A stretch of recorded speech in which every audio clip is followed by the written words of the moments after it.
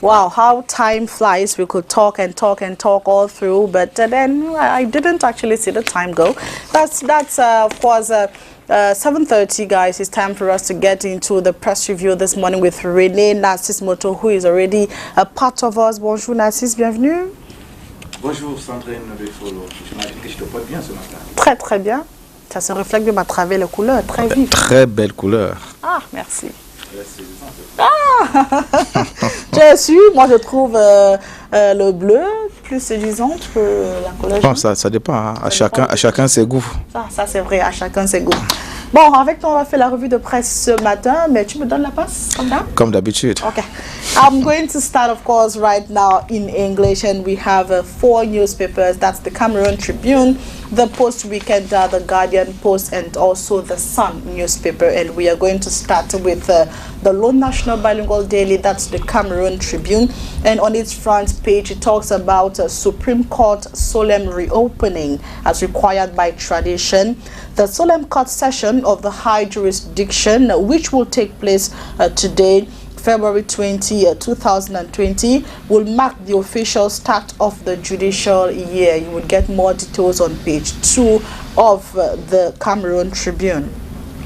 Talking about the management of projects, International Monetary Fund, IMF, offers support to government. The paper notes a delegation from the International Monetary Fund, IMF, is in the country to follow up government efforts in budgetary reforms that are ongoing in Cameroon. They started work yesterday, February 19, 2020. This story is up on page 9. Away from the Cameroon Tribune, let's now take a look at what the Post Weekender has for us today and talk about this interesting story on their front page. UN Commonwealth bishops on government's neck over Ngabu Tumbo carnage. The same major national dialogue has failed to end violence, insists on mediated dialogue. They go further to note that Cameroonians want concrete action, not sympathetic calls for investigation. Government insists that allegations against military are false and downplays casualties. You could get more of these on pages 2 and 3 of the Post Weekender. And we take a look at this other one on pages 7 and 8. It says tornado sweeps across mayoral seats in northwest and southwest. Newcomers, old guards, same challenges. You might want to read this interesting story on pages 7 and 8 of the Post Weekender. And still talking about February 9 twin elections, Senator Ngam strikes defense minister over military's partisan rule. Insists troops were deployed to a northwest to vote, not to protect people. The story is up on page 9. 2020 Mount Cameroon Race of Hope, 550 athletes to challenge the chariots of the God. This is on page 11, rather quite interesting there. You might want to read more on page 11 of the Post Weekender. And last on the Post Weekender this morning, the talk of how soldiers gunned down civilian on hospital premises. Soldiers gunned down civilian on hospital premises. Grab a copy, turn over to page 9 and know what actually triggered this barbaric treatment. Away from that, we take a look at what the Guardian Post daily newspaper has for us this morning, and they take us back to the northwest region of the country to talk about the massacre which took place on the 14th of February 2020. And they say, Ndu massacre, Kumbo bishop contradicts government, calls for day of prayers for victims tomorrow. You might want to continue reading the story on page 2 of the Guardian Post daily newspaper. And talking about the crisis in the northwest and the southwest regions of the country, former Ghanaian president condemns suspicious global silence in action. That is found inside the Guardian Post daily newspaper. And still in line with the Ngabo killings, Bar Association vows to trace and expose perpetrators. You might want to grab a copy, turn over and get yourself and keep yourself abreast. Talking about this other story, it takes us to Makenene, and it says angry population blocks highway over election of non-indigent as mayor. You might want to continue reading this story inside the Guardian Post daily newspaper, and their editorial for today might also interest you, and they are talking of why the world should not ignore Anglophone conflict anymore. Why the world should not ignore Anglophone conflict anymore. That is in their editorial, which is of course found in one of the pages inside the Guardian Post daily newspaper. We are going to end this morning in English with The Sun, which of course says nothing is hidden under the sun. And in their front page, they talk about election of mayors, new faces to drive decentralization code. Jan producing biggest turnover with 2 suburbs on the mayoral seat, minimal surprises in Fako, and also fireworks expected in Kumba, Moyoka, and Tiko. This is of course found on page 6. And this other one, it says incumbents who held sway. Incumbents who held sway, and they're talking there of people such as David Mafani Namange. They're talking also about Ndife Wokangale, and so many others. You might want to get serve a lot of. You might want to continue reading this on page 6. Yeah, it's still on page 6 of the Sun newspaper. And we take a look at this other story, which takes us back to the Ngabo killings. UN, US, and France, Commonwealth, and others want independent inquiry and justice for victims. UN, US, France, Commonwealth, and others want independent inquiry and justice for victims. You would get this on pages 2 and 3 of the Sun newspaper. Another Fako land saga. Minister nullifies land certificates on land surrendered to Upper Moya Traditional Council. Land reverts to its original owners, the Upper Moya Traditional Council. You might want to get more on page 5 of the newspaper. And also last, this story on page 4, it says Elekam stakeholders congratulated for smooth holding of February 9 polls. You might want to grab a copy and learn more on page 4. And that is all we could gather for you guys this morning. Tomorrow is another day. We continue with Fevrier Nancy's motto, and we will take a look at some major stories stated in some newspapers, and also some very outstanding news events according to the newspapers this morning. Bonjour Nassis. Good morning Sandrine Beffolo. Bonjour à nos millions de téléspectateurs, ceux qui raffolent de la revue de presse. Sandrine a dit, on va donc poursuivre avec la revue en langue française. 2 faits majeurs. Le premier porte sur le massacre de Garbo, et selon la presse locale, la communauté internationale met la pression sur le Cameroun. Alors donc tout de suite le découvrir. Le jour de ce jour revient donc sur ce massacre, le massacre de Garbo dans la région du nord-ouest du Cameroun. La pression s'accentue sur le Cameroun, et le journal indique que les réactions d'indignation affluent. Les autorités camerounaises annoncent qu'une enquête a déjà été ouverte. Information indiquée à la page 5 chez nos amis du quotidien Le Jour. La nouvelle expression en parle également. On vous l'a dit, ce massacre s'est produit du côté du nord-ouest du Cameroun. Le journal parle de ces fissures dans la communication gouvernementale, alors que le ministre délégué à la présidence chargé de la défense, Joseph Betty Assomo, parle du samedi 14 février 2020. Le porte-parole du gouvernement, René Emmanuel Sadi, indique que les événements de Garbo se sont produits plutôt le samedi 15 février 2020. Indication faite à la page 2, 3, 4 et 2, 3, 4. Voilà, le journal revient amplement sur les différentes sorties des membres du gouvernement, et puis ce climat socio-politique. On peut bien faire le lien. Jerry Rawlings dans la crise camerounaise, que dit-il? La nouvelle expression souligne que le jeune capitaine qui avait sorti le Ghana de la nuit soutient que Et toutes les personnes et tous les pays de conscience doivent se lever et chercher une intervention urgente pour arrêter le chaos dans lequel le Cameroun s'enfonce. C'est en page 4. On ne perd rien à faire un tour en kiosque ce matin au fin de ces deux côtés à la bonne source. On vous l'a dit, c'est l'une des actualités partagées par la presse ce matin. Ce massacre survenu à Garbour dans le nord-ouest du Cameroun. Le messager de Jean-François Chanon en parle également ce matin. On peut lire en première de couverture de ce journal, Monseigneur Georges Cour corrige le gouvernement. Le journal poursuit en soulignant qu'alors que le MINDEF parle de 5 victimes, l'évêque de Kumbo soutient que le bilan du carnage survenu le 14 février dernier est estimé à plus de 24 personnes. Information indiquée à la page 5 chez nos amis du quotidien Le Messager. On poursuit avec Tribune d'Afrique. Tribune d'Afrique parle aussi de cette tuerie du côté de Garbour, dans le nord-ouest. Les clarifications du gouvernement sont à découvrir en pages 6 et 7 chez Tribune d'Afrique.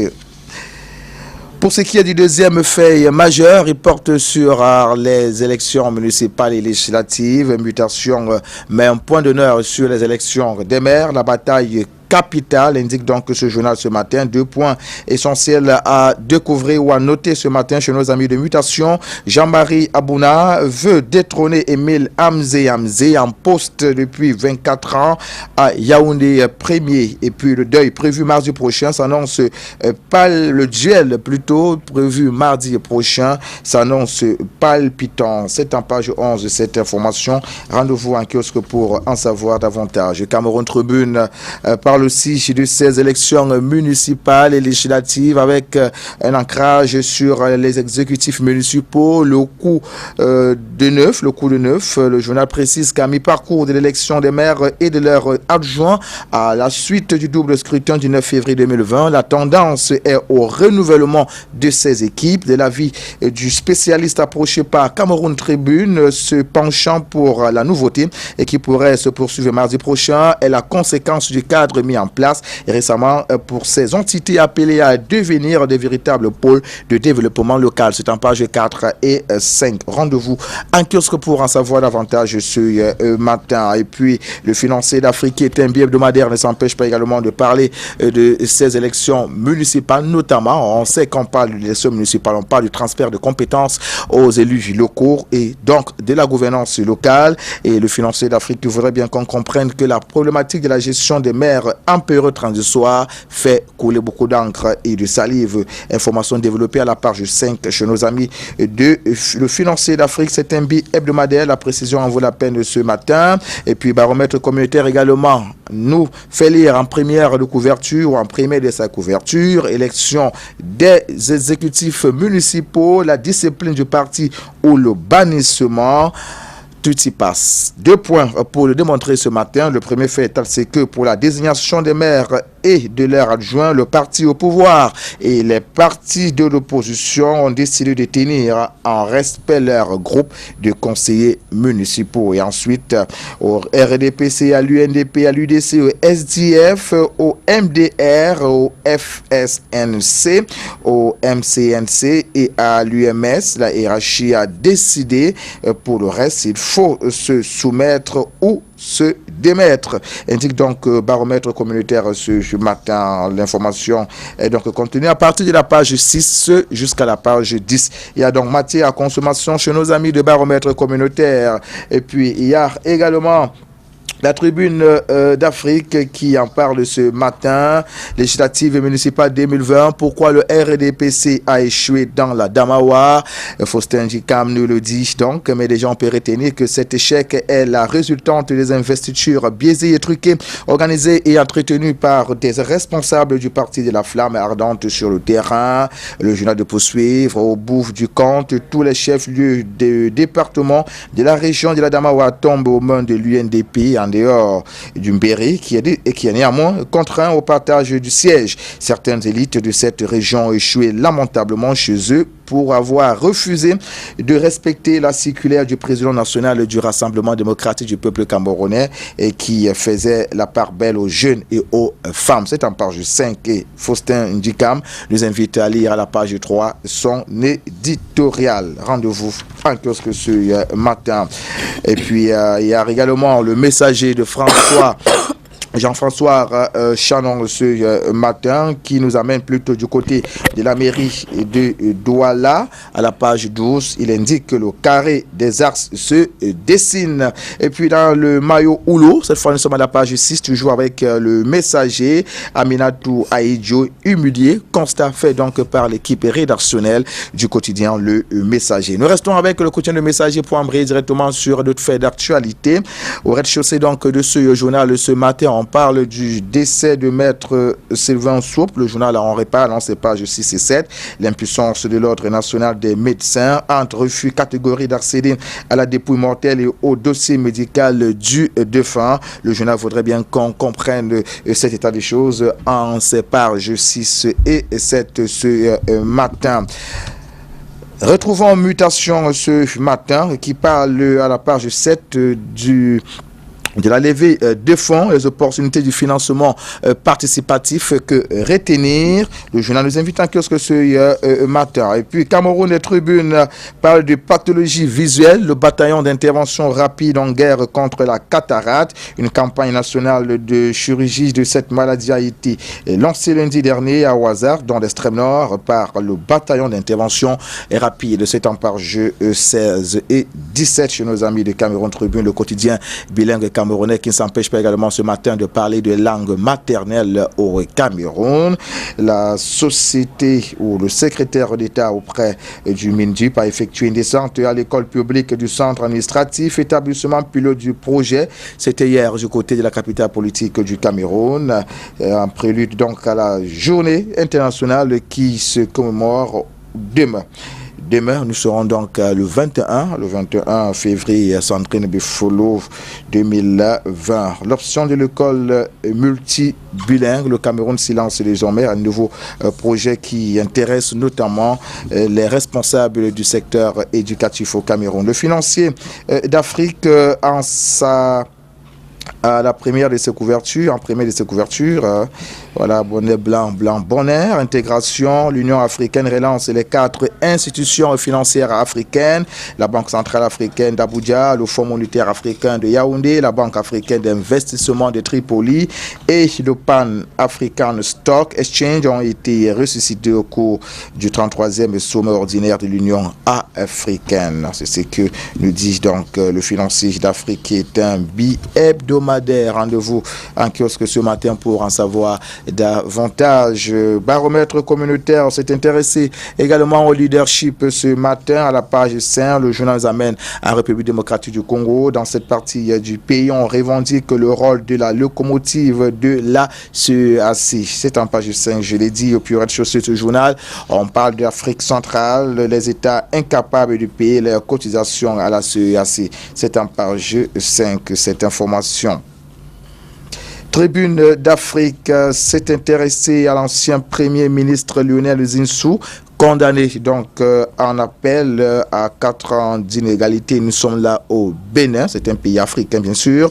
Et puis on parle aussi du Chan, toujours avec Tribune d'Afrique, Chan 2020, tout est fin prêt, indique donc le journal Tribune d'Afrique de Faustin Ndikam. Rendez-vous en kiosque pour en savoir davantage. On poursuit avec la nouvelle expression de Séverin Tchunke ce matin qui, dans un premier temps, parle de fausse monnaie à la page 6. Si Camerounais pris en Ouzbékistan, le pays des lions indomptables fait parler de lui de nouveau. Le journal a enquêté et le journal nous renseigne ce matin que l'information cocasse est contenue dans une lettre adressée au ministère camerounais des Relations extérieures par l'ambassade du Cameroun en Russie. Tribunal criminel spécial, on y va avec la nouvelle expression ce matin. La nouvelle affaire Vamolke, l'ex-directeur général de la CRTV, de nouveau devant le collège des juges pour atteinte à la fortune publique en coercion, une dizaine de milliards de francs CFA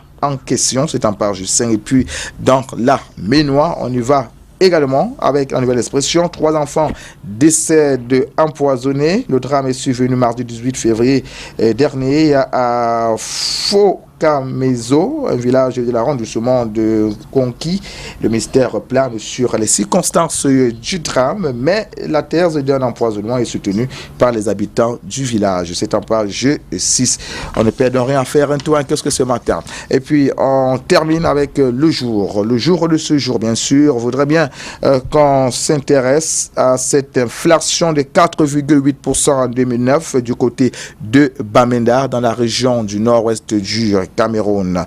Et le journal qui voudrait bien rendre un hommage à Ntumbar Minka, trajectoire d'un artiste de talent, c'est en page 9. Et puis au rez-de-chaussée du même quotidien, il s'agit du quotidien Le Jour.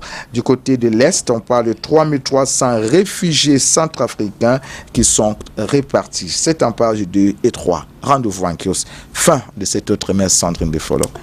Fin de cette autre messe, c'est 4e messe en fait de la semaine. Tu sais faire les calculs. Dernière messe demain. But in your press review, Narcisse, I actually picked out something that caught my attention when you talk about the vernacular, which will of course be introduced in teaching or learning techniques back in school. Now, do you think, in your own personal opinion, that is actually going to help a great deal? Because we have most parents who never take their children back to the villages to be able to know the realities at hand. If such a child is found in a classroom and then they have to teach the vernacular, do you think that is all it needs for a child to be able to talk the dialects or to speak in the dialects fluently? First of all, Sandrine, before I have to tell you that this is not the first time we are talking about the implementation of vernacular in schools. This is, I don't know, maybe the 5th or even the 6th time that they are talking about that. For me, it is very important. It's very important because maybe you've made you made a survey and you discovered that most of our children don't know how to speak their vernacular. Very correct. The traditional language, I like to say it that way. So it is important because it is one of our wealth. You know, Cameroon is a very rich country. When we are talking about a country, we're talking about a culture. Yeah. Culture is a tool that we can use to develop our country. Other country had that development through a culture. So we are blessed because we have a diverse culture. We have more than 100 languages. Yeah, so it is important for us to promote those languages because our country is supposed to be a touristic zone for people to come and discover, for people to come and learn. How do we manage with that diversity? It's very important. So I think it is a hard time our government put in place a better policy for our mother tongue to be implemented, to be taught in our various schools. But now I know it's very difficult because we have a diversity of mother tongues. You know, so which language is to be taught in school? That is a fundamental question. We have been asking that question for years. Where your mom is from Yaoundé, your dad maybe is from Bamenda, or is it just suffices for you to be able to learn just one of them and boom, you're fine? But I think the first thing that is to be done is for parents to start teaching, you know, the vernacular to their children. The basic starts at home. It's very important. Yes, school is just a second, how can I put it, support, but the first job is to be done by you will notice by that parents. you will notice that everything is always going back to the homes, back to the parents. Yes, it's very important. Even the head of state in No, parents have a great role to play. They have a big role to play in the life of a kid. And believe you me, a child, I've noticed that a child who grew up, maybe because their parents didn't have the opportunity to take that child down to the village once in a while to be able to talk with other kids, speaking the vernacular. That's where we have the secret of our various mother tongues in the village. And what if you as a kid that they never inculcated that culture in you? You grew up, you cannot even speak your language. You can't. And then your kids also, you won't have that habit of taking them down to the villages and making them to speak. People are going nowadays without mastering their mother tongues. For me, it is a sin. Because how can you identify against who? Against God or against humanity? Against humanity. Yes, because how can you identify yourself in the midst of foreigners? Other people. It's very important. We have our sacred, we have our civilization, we have our culture. We need to promote it. We need to vulgarize it. It's very important. Well, and let me tell you, the government is not sleeping. Though they are working like like a new baby. When you give birth to a baby, you first need to cripple. It's like that. There are some stages, to follow. But there's an institution that has been put in place years back. We call it an ACLAC, which is like trying to see how we can how can I put it, teach our various mother tongues in school. But now I discussed with one of the members of that institution called an ACLAC. I asked him a few years back that how far, as we used to say in our, how long have you been going with this stuff? He said, the government, our countries, but they are working, but with no results. With no results. So we are waiting. Working with no results. Working with no results. Well, but they are working. We are waiting. The day is tomorrow that says yes. Maybe you can just say something very short in your vernacular. Really? Yeah. Oh, I have many. I know. Any vernacular you choose will be fine. Yeah, I prefer Bakaka. It will be fine. Ejere. Ejere is how? Mbuena munyanga adi metombo mnan. Nsomnya bisien. Nzinkanya bisien. How do they say good morning? Ejere. Okay, Ejere. Ejere to you all out there watching us. These are Bakaka people, like people like DJ Yango, Charlotte Dipanda, the Minister of External Relations, of Foreign Affairs. Wow, that is le Jean Belambela. You're from a rich of course, it's my neighbor. It's my neighbor. He's a bonnet man. He's my neighbor. So through the window we can greet ourselves. Yes. Good morning to all those of you who are over there in Sangbelimba, those of you in Efufu, in Bamenda. You're talking about Fufu, I know you are from there, so you say good morning, hello, hi. Say please, something in your dialect. Don't tell me that you are among those people who don't know how to speak their dialect. Come on. If not, I will tell. Masundin Baso, Masundin Baso. That's it, yeah. How do you say oh, more is coming tomorrow. More pops up. They say it's in your dialect, more is coming tomorrow. Why would I say Owe? You've not asked me any question for me to answer Owe. Really? Yes. Okay. So just go and prepare. If I say, for example, Martin Wambezam.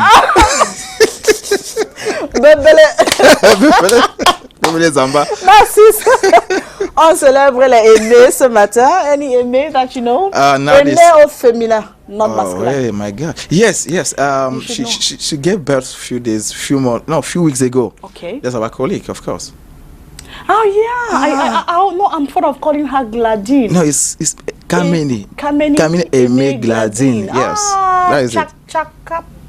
Yeah, something like Chaka. Yeah. Oh la la, that's true. But she didn't give birth a few days ago. No, few weeks. Some weeks ago. That baby has already been like 1 or 2 months old now. Some weeks ago.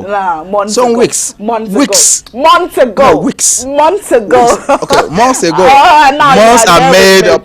They're made of weeks. They're made of days. They're made of seconds and hours. I know that. But she. Yeah, and it is not. Katrin Kone will tell me the contrary this morning. Why should you call Katrin into this? Because she's just by my side. Very soon she'll be here. He has already put out the secret out there. It's not a secret. Well, happy celebrations to all those who bear the name Aimé. I am thinking of Aimé Caroline Seke, who was Miss Cameroon. I think that's last year, 2019. Very humble and nice lady. And of course, I want to wish happy married life to Jules Nia, a great Cameroonian producer who just tied the knot recently. We'll be right back for the news in brief, guys. Just stick around. Matama. Uba Puyuga. Uti yule. Mbolo. Mountain chobla. Soko biwo ababa. Bana kuna wabuki maholio. Jana. Agazane amyofua. Abala. Kaka chiamu. Bono. Dari jampi ko jam.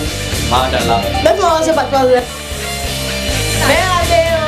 Monsieur Zondala. Ma fila andela. Ebi mduko. Gafine ron lat.